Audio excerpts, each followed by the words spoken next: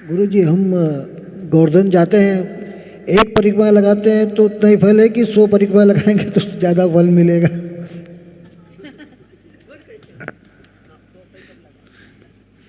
देखिए क्या है कि परिक्रमा तो व्यक्ति अपने शरीर की सामर्थ्य के अनुसार ही लगा पाएगा, और फल की बात तो ऐसी है कि कलयुग में आप यहाँ खरदौन में रह कर के भी यदि ये भावना किए, आधा घंटा बैठकर आप नाम जप किए श्री कृष्ण शरणम ममा, श्री कृष्ण शरणम ममा, और भावना किए कि मैं गिरिराज जी की दंडवती परिक्रमा कर रहा हूँ, केवल आधा घंटा 15 मिनट आप ये निश्चय किए, तो ठाकुर जी आपको यहीं बैठे 15 मिनट में गिरिराज परिक्रमा का फल प्रदान करेंगे।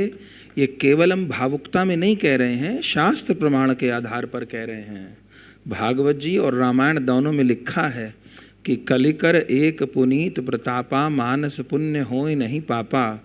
कलयुग की एक बहुत बड़ा प्रताप है, बहुत बड़ी बड़ाई है कि इस युग में मन से किए गए पाप का फल प्राप्त नहीं होता, पर मन से किए गए सत्कर्म का फल प्राप्त होता है। ये भगवान ने इस कलयुग के प्राणियों को बहुत बड़ी छूट दी है। माने मन में कोई गलत काम का विचार आया पर उसको शरीर से नहीं किए, हम मन से रोक दे कि नहीं गलत है, हम लोग नहीं करेंगे, तो फल प्राप्त नहीं होगा।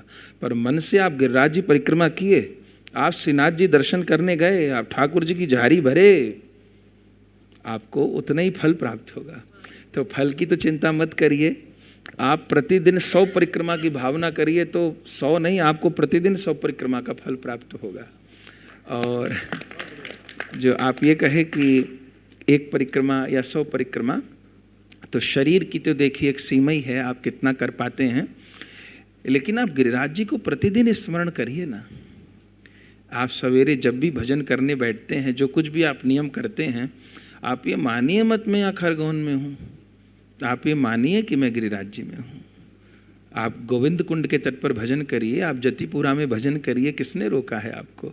आप यमुना जी के किनारे भजन करिए और वह हृदय से मानिए। जैसे ठाकुर जी गमन करते हैं, भक्त के बुलाने पर प्रभु पधारते हैं, ऐसे भगवान के धाम भी चिन्मय हैं, भगवान के धाम भी गमनागमन करते हैं, भक्त के पुकारने पर पधारते हैं।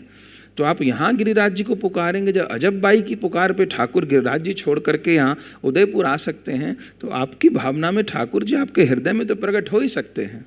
अजब बाई का तो इतना प्यार हो गया कि ठाकुर को खींच लाई वो इतना दूर, तो हम लोग कम से कम अपने हृदय में तो अनुभूति कर सकते हैं।